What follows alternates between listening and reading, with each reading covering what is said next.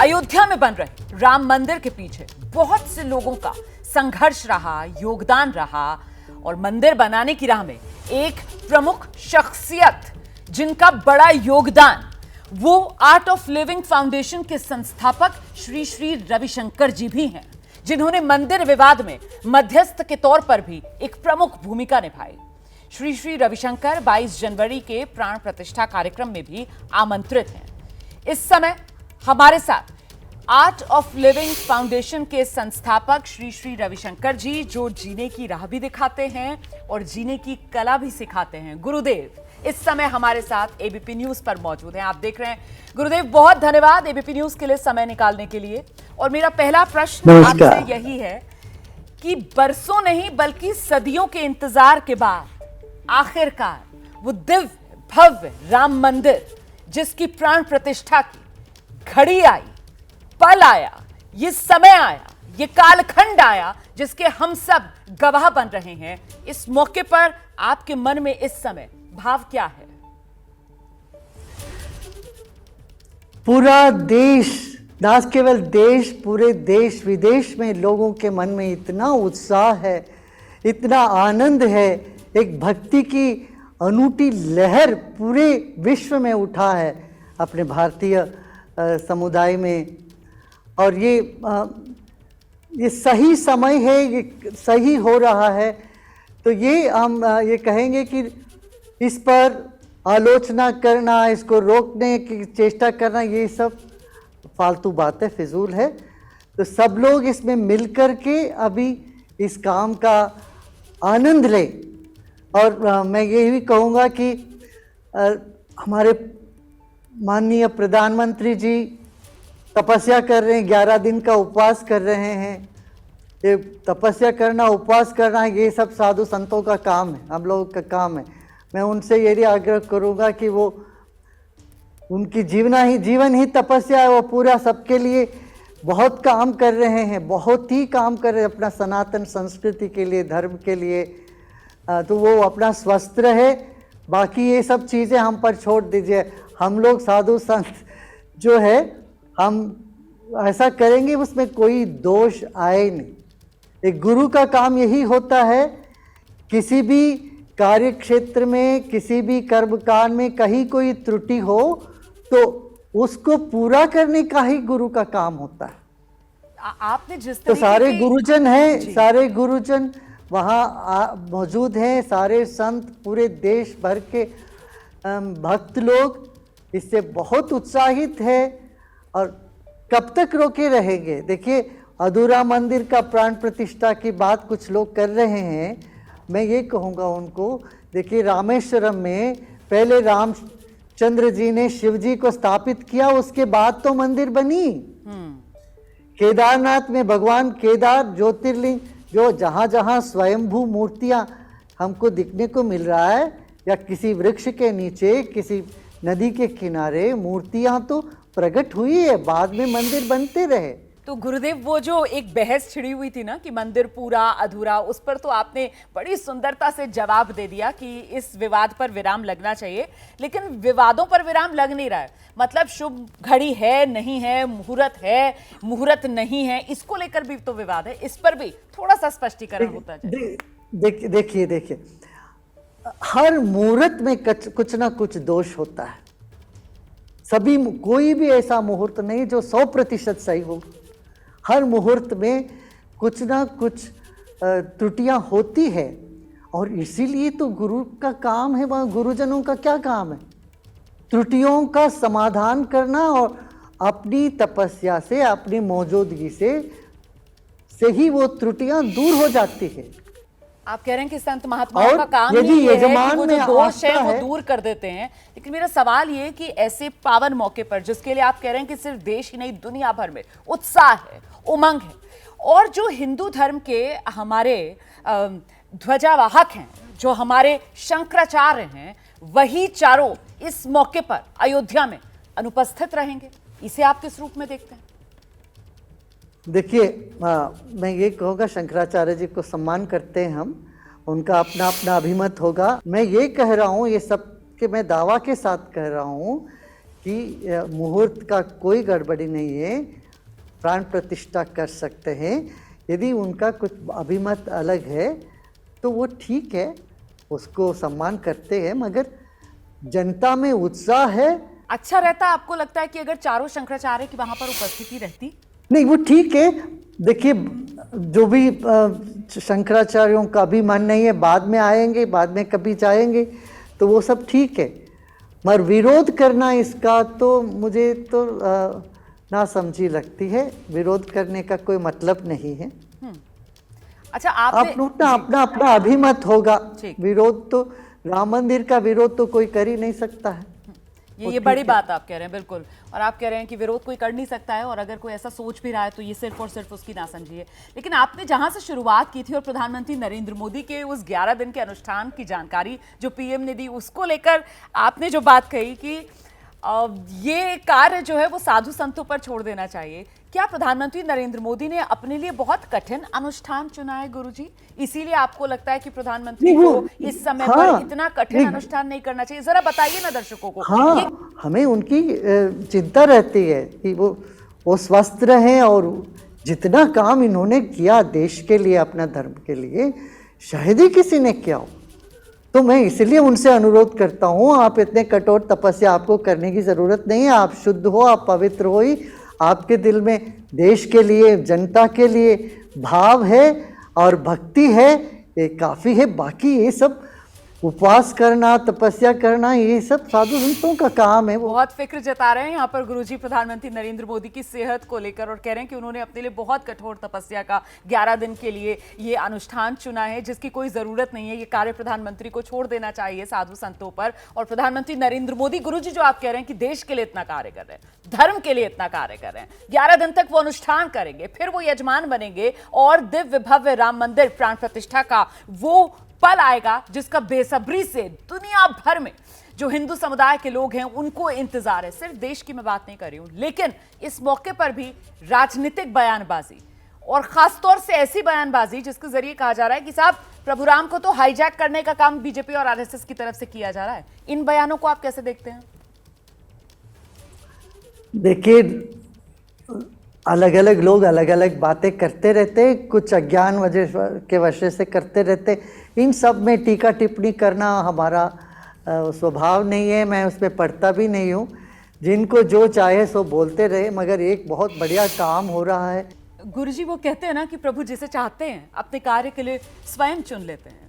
आपने तो ये पूरा का पूरा राम जन्मभूमि के लिए जो संघर्ष चला है उसे अपनी आंखों के सामने होता हुआ देखा है। वो 90 का दशक, वो 2000, और उसके बाद जिस तरीके से मामला सुप्रीम कोर्ट में पहुंचा, फिर सुप्रीम कोर्ट की तरफ से आपको एक मध्यस्थ के तौर पर बड़ी भूमिका भी दी गई, और फिर वो 2019 में आया श्री राम जन्मभूमि को लेकर देश की सबसे बड़ी अदालत का सबसे बड़ा फैसला। मैं इसमें आपसे ये जानना चाहती हूँ कि इन तमाम दशकों में आज हम जिस मौके पर पहुंचे हुए हैं, जिस मकाम पर पहुंचे हुए हैं, आपको क्या लगता है प्रभु श्री राम ने अपने कार्य के लिए किसको चुना? वो एक शख्स जिसका नाम आपके जहन में आता है? नहीं, देखिए, जब सुप्रीम कोर्ट ने हमको इसमें कहा कि आप कोई मध्यस्थक कमेटी में आपको रख रहे, मैं भी एयरपोर्ट में न्यूज़ में ऐसे देखते हुए मुझे पता चला। मुझे पहले पूछा तो नहीं था उन्होंने, मुझे इसमें कमेटी में रखा। फिर हमने कहा कि मेरा तो बैकग्राउंड लॉ तो नहीं है, मैं तो साइंस का स्टूडेंट हूँ, बल्कि फिलॉसफी साइंस तो हमारा क्षेत्र है, हम क्या करेंगे। तो उन्होंने कहा नहीं नहीं, आप रहेंगे, आपको सर्वमान्य है, सब जगह आपको विश्वास करते हैं आप पे। तो फिर उनका आदेश था, मैंने पालन किया। मैं कहूँ, मैं चंडीगढ़ में थे हम, ये बात मैंने पहले बताया नहीं किसी को। रात को 11:30 बजे हमारे प्रधानमंत्री जी का फ़ोन आता है हमारे पास, बहुत रेयरली आता है फ़ोन। एक बार हमको आया था जब यूक्रेन की जो समस्या थी उस वक्त, यूक्रेन में हमारे भारतीयों को लाने के लिए। उससे पूर्व जब हम अयोध्या के कमेटी में नियुक्त हुए, तब उनका रात को 11:30 बजे फ़ोन आया। अच्छा। गुरुदेव, आपकी तपस्या का फल है। मैंने कहा मैं तो नहीं जानता हूँ कुछ। नहीं, आप आगे बढ़िए, आप करिए। इससे सबको कल्याण हो और सबको साथ लेके चलना है। तो सबका विकास, किसी को इससे दुख ना पहुंचे, ये हमारे प्रधानमंत्री के मन में था उसी वक्त से। माने समझौता हो जाए मुस्लिम पक्ष से, हिंदू पक्ष, सबको साथ लेके चलना है, सबका मन को प्रसन्न रखना है, सबका विकास के लिए सोचना है, ये उनके मन में। तभी देखिए दिन रात वो यही सोचते हैं, ये नहीं सोचते हैं ये इस धर्म के उस धर्म के। हमको कहा था उन्होंने कि आप आगे बढ़िए और सबके सहयोग से होना है, उसके लिए जो भी करना मैं साथ में हूँ। तो उनकी जो सपोर्ट, मजबूत सपोर्ट रहा, वो बोले कि हम साथ में हैं, तो दोनों समुदाय को एक करके चलना चाहिए, ये बोले वो। गुरुदेव, आपकी बातें सुनकर मुझे ये आभास हो रहा है जैसे प्रभु श्री राम ने अपने कार्य के लिए शायद देश के प्रधानमंत्री नरेंद्र मोदी को ही चुना, और इसी वजह से ये सोच जिसका आप जिक्र कर रहे हैं कि प्रधानमंत्री नरेंद्र मोदी तब भी इस बात को लेकर मन से बिल्कुल डटे हुए थे कि दिव्य भव्य राम मंदिर बनने का रास्ता बने, लेकिन किसी की भावनाएं आहत ना हो, किसी का दिल ना दुखे, देश का भाईचारा बना रहे। यही भाव एकदम। देखिए, जब इसका सुप्रीम कोर्ट का निर्णय आया तब हमारे प्रधानमंत्री जी ने बोला कोई उत्सव नहीं बनेगा कहीं पर भी, कोई फटाखा नहीं फोड़ेंगे, कोई जश्न नहीं बनाएंगे। क्यों? एक जश्न बनाएंगे दूसरों को आघात पहुंचेगा इसमें। तो ये सब सोच के, मगर कब तक उनके उत्सव करने मनाने का मूड को आप रोक के रख सकते हैं? अभी समय आ गया, तो अभी उन्होंने पूरा सबको आह्वान दिया, निमंत्रण दिया, सब मिलजुल के करिए, सही समय पर हो रहा है, इसमें कोई शक नहीं। अच्छा, मान लो कहीं भी पूजा विधि में कहीं पर भी कोई दोष हो, वो दोष की निवृत्ति करना गुरुओं का काम है। गुरु इसलिए जाते हैं वहाँ, सारा दोष हट जाए और वहाँ सब मंगल हो। सबका मंगल की कामना लेके ही लोग रहते हैं। ये आपने बिल्कुल सही बात की है, और इस समय वाकई में बिल्कुल उत्सव का माहौल है और हर तरफ माहौल राममय है, राम धुन सुनाई पड़ रही है। प्रधानमंत्री नरेंद्र मोदी की तरफ से वो सिलसिला भी शुरू हुआ है जो अलग अलग भजन हैं प्रभु राम के लिए जो गा रहे हैं गायक, उसको भी वो शेयर करने का काम कर रहे हैं। कोई आप चलते चलते राम धुन हमारे दर्शकों के लिए अपनी आवाज में, अपने स्वर में कुछ गा दें ताकि ये उत्सव का माहौल जो है उसमें और रंग जम जाए। गुरुदेव, हाथ जोड़कर आपसे निवेदन है, विनम्र निवेदन। देखिए, कोई गा के राम का गुणगान गाते हैं, कोई अपनी मौजूदगी से राम का एहसास कराते हैं। तो मैं ये दूसरे पक्ष में हूँ। राम हमारे दिल में निवास करते हैं हमेशा। राम माने ही है, राम माने जो प्रकाश ज्योति है, माँ माने मुझ में, मेरे दिल में हमेशा जो रहने वाली जो चैतन्य शक्ति है वही राम है, और उस राम का आराधना ही जीवन है। भगवान कृष्ण ने भी कहा ना कि जीवनम सर्वभूतानां, मैं सब भूतों में, सब जीव जंतु में मैं जीवन हूँ, सबके भीतर का जीवन मैं हूँ, और उसी जीवन का सम्मान ही जीवन की कला है। तो 22 जनवरी की ये जो तिथि है, राम राम, क्या कहेंगे आप? भारतवर्ष जो है वो एक नए कालखंड का आरंभ करने जा रहा है जिसे पूरा विश्व देखेगा। गुरुदेव, बिल्कुल, सारे विश्व ही नहीं है, सारी देवी देवता, जितने भी फरिश्ते हैं, जितने भी एंजल्स हैं, वो भी सब इसमें मनाएंगे। बहुत बहुत धन्यवाद गुरुदेव, एबीपी न्यूज के लिए समय निकालने के लिए और हमारे दर्शकों को इतनी रोचक और इतने तथ्य बताने के लिए।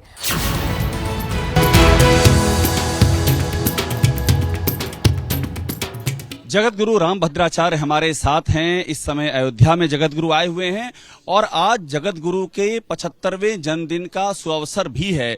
और बड़ी बात यह कि गुरुदेव ने एक प्रण लिया था कि अयोध्या में कथा तब करेंगे जब राम मंदिर का निर्माण हो जाएगा, और गुरुदेव ये आपके उस तपस्या के पूर्ण होने की घड़ी है, इसलिए और आप ज्यादा प्रसन्नचित नजर आ रहे हैं।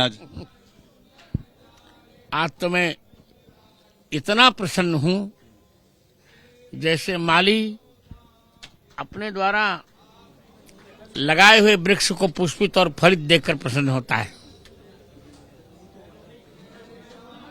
मेरी प्रतिज्ञा भगवान ने पूरी की। गर्भगृह में 22 जनवरी को रामलला भी आ रहे हैं और हम 1008 कुंडी हनुमान महायज्ञ भी कर रहे हैं। गुरुदेव, आपको ये पूर्वाभास था कि आपने एक तारीख भी दी थी, हमको बताया गया है कि 2019 तक ये कार्य जो है अपनी परिणति पे पहुंच जाएगा, ये मैंने कह दिया था। आपने कह दिया, तो आपको पूर्वाभास था कि ये दिन आएगा? निश्चित। अब मुझे एक बात बताइए गुरुदेव कि ये आपके यहाँ एक यज्ञ का आयोजन हो रहा है जिसकी बहुत चर्चा है और हमको बताया गया है कि ये इस यज्ञ का प्रयोजन है पीओके को प्राप्त करना, पाक ऑक्युपाइड कश्मीर को। इसके बारे में जरा बताइएगा। इसीलिए यज्ञ हो ही रहा है कि पाक अधिकृत कश्मीर हमको मिल जाए और वही हनुमान जी का यज्ञ हो रहा है। हनुमान जी जब सीता जी को लौटा सकते हैं तो हमारे कश्मीर को भी लौटा सकते हैं। तो गुरुदेव, कितनी इसमें आहुतियां डाली जाएंगी और उसका क्या आध्यात्मिक असर देखते हैं? 1 करोड़ से अधिक आहुतियां डाली जाएंगी। और आपके हृदय में ये विचार कैसे आया कि आप जब 20 साल बाद कथा करने आ रहे हैं तो ये यज्ञ होना चाहिए? ये जो विचार आपके जहन में आया, इसके बारे मेरे मन ने कहा, भगवान ने प्रेरणा की, ऐसा होना चाहिए। और यहाँ पर इतने राम मंदिर का ये प्राण प्रतिष्ठा समारोह हो रहा है, आप भी यहाँ आए हुए हैं। आप प्रधानमंत्री मोदी आपके मित्र हैं, आपकी उनसे बातचीत भी होती है। ये पीओके वाला मामला भी कभी आपसे बातचीत में आया था? चर्चा सब धीरे धीरे रणनीति बन रही, सब मंगल होगा। अच्छा, रणनीति का हिस्सा है ये सब रणनीति का हिस्सा है।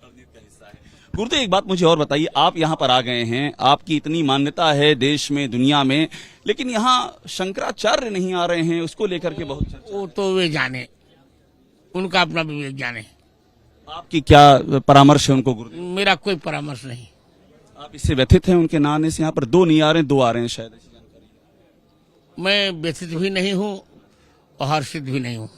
आप निरपेक्ष हैं इस मामले में? निरपेक्ष। गुरुदेव, एक बात ये बताइए कि कांग्रेस ने बहिष्कार कर दिया और न्योता ठुकरा दिया है। आप बहुत मुखर रहे हैं कांग्रेस की स्टैंड को लेकर के इस मुद्दे पर, इस पर आप क्या कहेंगे? सोनिया गांधी ने अच्छा नहीं किया। ऐसा क्यों कह रहे हैं आप, अच्छा नहीं किया? राम जी का न्योता नहीं ठुकराना चाहिए। जिसे भारत में रहना है उसे जय श्री राम कहना है। तो क्या कोई राजनीतिक भूल कर दी कांग्रेस ने? 2024 का चुनाव सामने, बहुत बड़ी भूल की है। इसका क्या परिणाम होगा गुरुदेव? और जो परिणाम अभी विधानसभा के चुनाव में हुआ है वही होगा। वही होगा। ये एक और भविष्यवाणी आपकी आ गई जी। और गुरुदेव, एक बात और बता दें, 2024 के लिए आपकी क्या भविष्यवाणी है? आपकी भविष्यवाणियां अच्छा है? अच्छा है। किसके लिए अच्छा है? जो राम जी का भक्त है, जो राम जी को इसलिए स्नेह करता है, उसके लिए अच्छा है। प्रधानमंत्री मोदी के लिए 2024 में आप क्या देख रहे हैं? अच्छा है। अच्छा है। और राहुल गांधी के लिए गुरुदेव? ठीक है।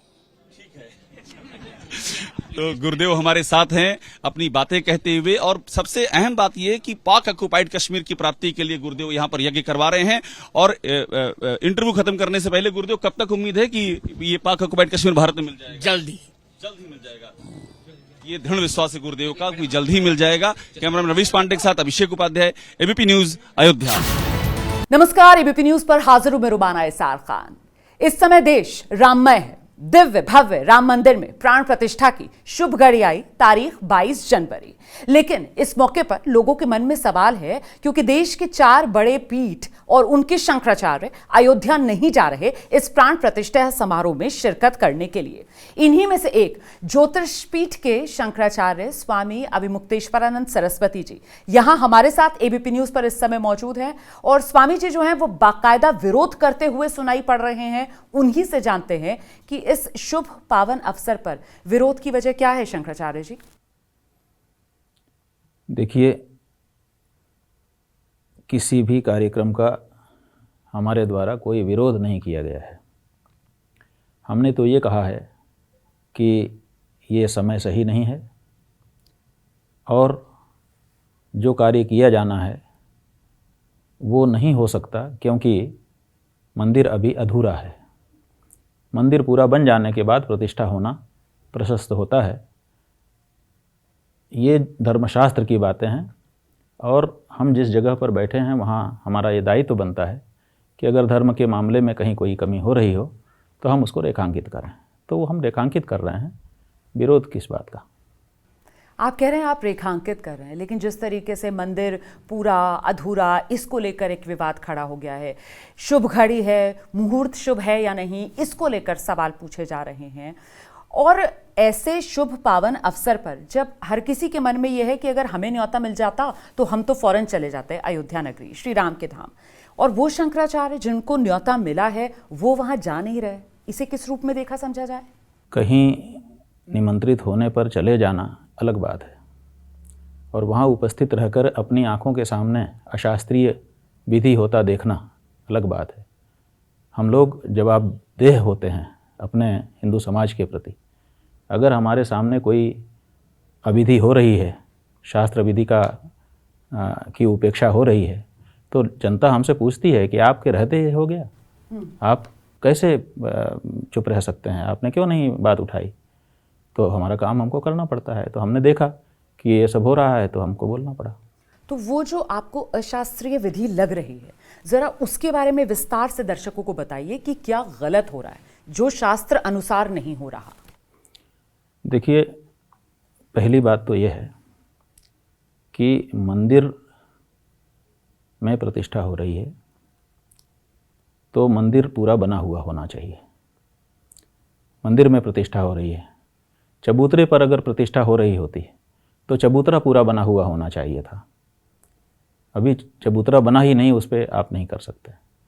आप कुर्सी पर बैठे हैं, आधी कुर्सी बनी हो, आपको हम बैठा सकेंगे या आप बैठ सकेंगे? तो जिसमें हमको बैठना है वो चीज़ एक तो पूर्ण निर्मित होनी चाहिए।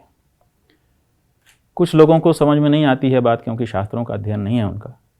वो कहते हैं कि गर्भगृह तो बन गया है, बाकी भले नहीं बना है। मैं इसी पर आने वाली थी कि मैं भी धर्म की ज्ञानी नहीं हूँ, लेकिन अभी अभी जैसे आपने चबूतरे का उदाहरण दिया तो इसी रूप में ये कहा जा रहा है कि जो गर्भगृह है वो तो बन चुका है और वहां पर प्राण प्रतिष्ठा हो रही है। ठीक है ना। हाँ। तो वही हम कह रहे हैं कि कुछ लोगों को जिनको शास्त्र की समझ नहीं है वो ये भी कह सकते हैं कि वहाँ बैठने लायक जगह तो बनी गई है, लेकिन कोई भी जो विशेष व्यक्ति जब बैठता है, और जब कोई सामान्य व्यक्ति तो कहीं भी झाड़ पोंछ करके बैठ जाता है, लेकिन विशेष व्यक्ति तो जब उसका आसन पूरी तरह से निर्मित हो गया हो और उसमें जो भी प्रतिष्ठाएं करनी है वो कर दी गई हों, विन्यास कर दिए गए हों, तभी वो विराजमान होता है। तो ऐसी स्थिति में भगवान श्री राम को विराजमान होना है। मंदिर अभी बना नहीं है और अधिकतर लोग समझते नहीं हैं। वो जानते हैं कि मूर्ति में प्राण प्रतिष्ठा होनी है। नहीं, ये धर्मशास्त्र नहीं है। मंदिर में प्राण प्रतिष्ठा होनी है। तो जो मंदिर होता है वो भगवान का शरीर होता है, और जो उसके अंदर मूर्ति होती है वो तो आत्मा होती है, प्राण होता है। तो मंदिर में प्रतिष्ठा होनी है, मंदिर ही भगवान का शरीर है। अब मंदिर अभी बना ही नहीं, पूरा शरीर निर्मित ही नहीं हुआ, और आप उसमें अगर प्राण डाल देंगे और उसका व्यवहार भी करने लग जाएंगे तो ये कैसे होगा? गर्भ में बालक आता है तो गर्भगृह क्या है? गर्भाशय। हमारी माता का जो गर्भाशय है वो गर्भगृह है। तो गर्भ में गया, लेकिन वो पब्लिक के लिए नहीं हो सकता। अभी गर्भ में बालक आ गया, लेकिन जब तक उसके अंग प्रत्यंग पूरे तैयार नहीं हो जाएंगे तब तक वो संसार में नहीं आ सकता है। तो ऐसे ही गर्भगृह तैयार हो गया, माने गर्भाशय तैयार हो गया, लेकिन पूरा शरीर कहाँ है? और पूरा शरीर बनने में अभी देरी है। तो वो देरी कोई देरी नहीं है, क्योंकि निर्माण निरंतर चल रहा है और बड़ी तेज़ी से चल रहा है। तो आज नहीं तो कल हम उस लक्ष्य को प्राप्त कर ही लेंगे, और फिर उसमें हम धूमधाम से प्रतिष्ठा करें, किसको ऐतराज़ हो सकता है? ये हमारा कहना है। और मुहूर्त को लेकर क्या आपत्ति है? और मुहूर्त को लेकर के आपत्ति ये है कि अभी पौष मास है, और पौष मास में सामान्यतया प्रतिष्ठाएं नहीं होती हैं। आप सामान्य रूप से देश में हर क्षेत्र में पंचांग निकलते हैं। अगर अभी दिल्ली में आप जाएं तो आपको पंचांग की दुकान पर 10 तरह के पंचांग मिलेंगे, और वो 10 तरह के पंचांग आप खरीद लीजिए, और सब में मुहूर्त लिखे रहते हैं। जो सामान्य लोग हैं उनके लिए, ज्योतिषी लोग पहले से ही जब मुहूर्त होता है उसको निकाल करके लिख देते हैं कि अमुक तिथि को, अमुक अंग्रेजी तारीख को, सुविधा की दृष्टि से ये मुहूर्त है। उपनयन के मुहूर्त हैं, मुंडन के मुहूर्त हैं, इसी तरह से विवाह के मुहूर्त हैं, दिरागमन के मुहूर्त हैं, वस्तु के बेचने के खरीदने के मुहूर्त हैं, सभी संस्कारों के मुहूर्त हैं। उसी में गृह प्रवेश, मंदिर की प्रतिष्ठा, जलाशय की प्रतिष्ठा, इसके भी मुहूर्त हैं। अच्छा। तो अब देवताओं की प्रतिष्ठा के मुहूर्त पहले से वर्ष भर में जब जब मुहूर्त आने वाले होते हैं सब ज्योतिषी पहले से निकाल करके उसको वो पंचांग में लिख करके छाप देते हैं। वर्षारंभ होने के 2-3 महीना पहले से ही लोगों के घरों में वो पहुंच जाता है और लोग उसको देख के व्यवहार करते हैं। अगर ये 22 जनवरी का कोई मुहूर्त था तो अभी तक देश का कोई पंचांग छपा हुआ जो पहले से प्रिंट हो चुका है, अभी तक हमारे सामने कोई नहीं लेकर के आया है। हमने कई पंचांग देख लिए जिसमें पहले से लिखा हो कि हाँ 22 जनवरी को प्रतिष्ठा मुहूर्त है। एक ऐसा मुहूर्त है। और जो ज्योतिषी जी हैं काशी के, उनका भी एक वक्तव्य हमने आपके एबीपी न्यूज के ही किसी पत्रकार के द्वारा लिया जाता हुआ देखा, साक्षात्कार उनका। वो कह रहे हैं मुझे कहा गया था कि जनवरी में मुहूर्त चाहिए, तो मैंने जो जनवरी में अच्छा समय था बता दिया। तो जनवरी में मुहूर्त चाहिए या उनको कोई कह रहा है तब वो बता रहे हैं, तो अब जनवरी में चाहिए तो जनवरी में जो अच्छा समय होगा उन्होंने बता दिया, उनका क्या दोष है। लेकिन जनवरी में क्यों चाहिए, ये एक सवाल उठ जाता है। तो वो सवाल मतता है कि अभी अधूरा मंदिर है और आप जनवरी में मुहूर्त मांग रहे हो और उसी में करना चाहते हो। तो आपको क्या लगता है कि ऐसा क्यों किया जा रहा है, जब पहले से पंचांग के अंदर आप कह रहे हैं जो साल भर के लिए छप जाते हैं उसमें इस तरीके के किसी मुहूर्त का जिक्र नहीं है। बावजूद इसके आपने खुद ही कहा भी कि वो संदेश दिया गया उनको कि जनवरी में ही मुहूर्त चाहिए और उन्हें जनवरी की शुभ घड़ी बता दी। तो ये सब क्यों किया जा रहा है फिर आपके हिसाब से इतनी जल्दबाजी में? ये प्राण प्रतिष्ठा का जो कार्यक्रम है वो 2024 जनवरी में क्यों रखा गया, आपका आंकलन क्या है? देखिए, हम तो अनुमान के बड़े पंडित नहीं कहे जाएंगे क्योंकि ये तो अटकलबाजी है, इसलिए हम कोई अनुमान नहीं कर सकते। हम तो ये कह सकते हैं कि ये समय सही नहीं है और अभी मंदिर भी अर्धनिर्मित है। दोनों बातों के लिए हमने ध्यान आकृष्ट किया है। हमको जब हमारा वक्तव्य आ गया उसके बाद से बहुत से लोगों ने बहुत सारी बातें कही। उनमें प्रमुख रूप से लोगों ने ये बात कही कि महाराज जी आप होने दीजिए, जैसा भी हो रहा है अभी भी विपत्ति की स्थिति है। हमने कहा क्या विपत्ति की स्थिति है? उन्होंने कहा कि अगर अगले चुनाव में मोदी जी नहीं जीते तो फिर प्रतिष्ठा नहीं हो पाएगी कभी भी। दूसरी पार्टियां आ जाएंगी और वो राम मंदिर को रोक देंगी निर्माण को और प्रतिष्ठा ही नहीं होने देंगी। तो हमने उनको कहा कि आपको ये कैसे पता चल गया कि मोदी जी हार जाएंगे? आप ऐसा क्यों सोच के चल रहे हैं? अगर मोदी जी के कार्य अच्छे हैं तो वो जीतेंगे ही और फिर प्रतिष्ठा करेंगे ही और मंदिर निर्माण हो रहा है। बल्कि आपके पास तो ये बहाना है कि आप कहें कि अभी तो मंदिर हमारा पूरा नहीं हुआ, अभी तो हमको एक टर्म और दीजिए ताकि हम अच्छे से उसको पूरा कर सकें। अगर आप पहले ही प्रतिष्ठा कर देंगे तब तो और दिक्कत हो जाएगी। लोग कहेंगे अब तो आपका ये काम भी हो ही गया, अब आपकी क्या ज़रूरत है? तो ये तो राजनीतिक दृष्टि से आप सोच रहे हैं, लेकिन राजनीतिक दृष्टि से भी हमको तो लगता है कि इससे आपके आत्मविश्वास की कमी ही लोग समझेंगे और वो कोई लाभकारी कार्य नहीं होता है। जहाँ पर संघर्ष हो वहाँ पर आत्मबल जिसका खत्म हो जाता है लोग उसको पराजित समझते हैं। तो इसलिए ये नहीं, आप धर्मपूर्वक जो कार्य करना है करिए क्योंकि धर्म कार्य हो रहा है। तो आप ये कह रहे हैं कि राजनीतिक लाभ लेने के लिए ये प्राण प्रतिष्ठा का कार्य है क्योंकि 24 में चुनाव है? ऐसा जैसा लोगों ने प्रतिक्रिया में हमसे कहा हाँ। तब हमको अनुमान होता है, अन्यथा हम तो कैसे समझ सकते थे कि क्या मामला है। और ये लोग कौन, क्या ये राजनीतिक दलों से? आम लोग हैं, ठीक है, राजनीतिक दलों के नहीं हैं। आम लोग हैं जो इस पे फेसबुक पर और व्हाट्सएप पर हमको किसी पार्टी के संवाद व्यक्ति ने करते आकर हैं। आपसे कुछ नहीं कहा? किसी पार्टी के व्यक्ति से नहीं हमारी। अब जब आप इस तरीके की बात करते हैं तो फिर एक सवाल ये लोगों के मन में आता है और एक धारणा बनती है कि जो जगत गुरु शंकराचार्य अभिमुक्तेश्वरानंद जी हैं ये राजनीतिक बयान दे रहे हैं। और ये राजनीतिक बयान इसलिए दे रहे हैं क्योंकि अभिमुक्तेश्वरानंद जी स्वामी जी जो हैं वो मोदी विरोधी हैं और कांग्रेस के समर्थक शंकराचार्य हैं।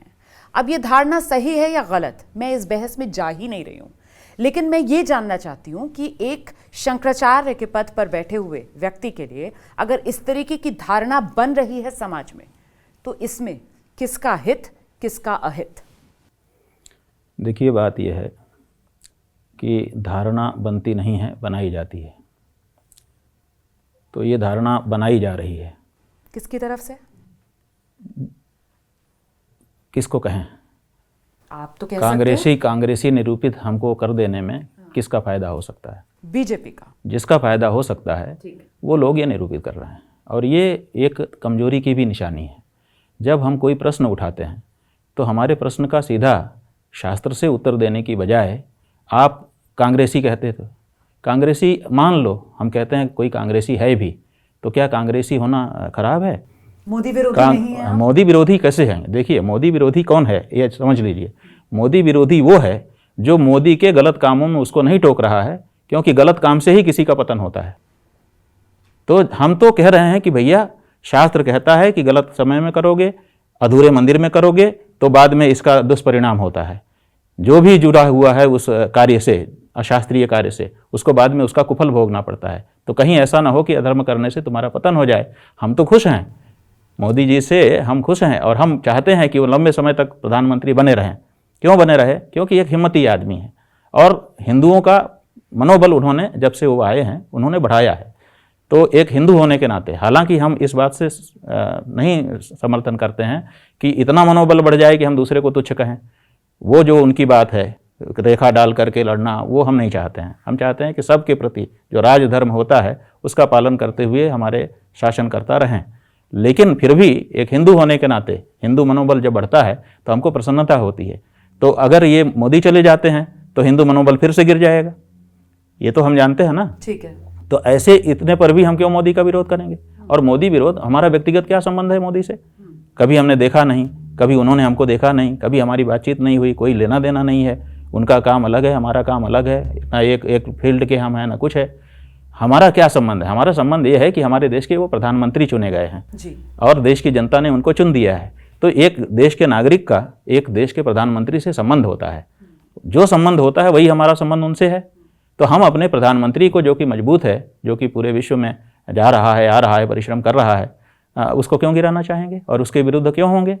तो हम मोदी विरोधी नहीं। हाँ, मोदी के द्वारा अगर कोई गलती होती है तो हम उसका विरोध करते हैं, डट करके करते हैं। जब उन्होंने काशी में मंदिर तोड़े, और मंदिर ही नहीं, 2-2 हज़ार साल, 1500-1500 साल, 1-1 हज़ार साल पुरानी जो हमारे पूजित मूर्तियां थी उनको तोड़ करके मलबे में फेंका, तो हमसे नहीं देखा गया। हमने विरोध किया और डट करके किया, और आज भी करते हैं, और जब तक जीवित रहेंगे उस कार्य के लिए उनको हम गलत कहेंगे। लेकिन तो वो हम कहते हैं कॉरिडोर बना, कॉरिडोर बना, दिव्यता, नहीं, आपको बहुत अच्छा बनाने के लिए हम 50 की हत्या कर दें? अच्छा, आप बताइए, एक मूर्ति की पूजा करने के लिए हम 10 मूर्ति तोड़ दें? एक मूर्ति का महात्म्य बढ़ाने के लिए? ये नियम नहीं है। आप सब मूर्तियों का महात्म्य आपको बढ़ाना चाहिए। आप एक मूर्ति के लिए 10 मूर्तियों को तोड़ करके कहेंगे कोई ने अच्छा काम किया, ये हम स्वीकार नहीं करते हैं। वो दृश्य हमने अपनी आंखों से देखे हैं कि हमारे देवताओं की मूर्तियां पड़ी हुई हैं, चारों तरफ छिटक रही हैं। ऐसा लग रहा है जैसे अभी अभी महाभारत हुआ है, किसी का गला कटा है, किसी का हाथ कटा है कहीं। वो दृश्य हमने देखा है, तो हमने विरोध किया है और हमने कहा कि ये गलत है।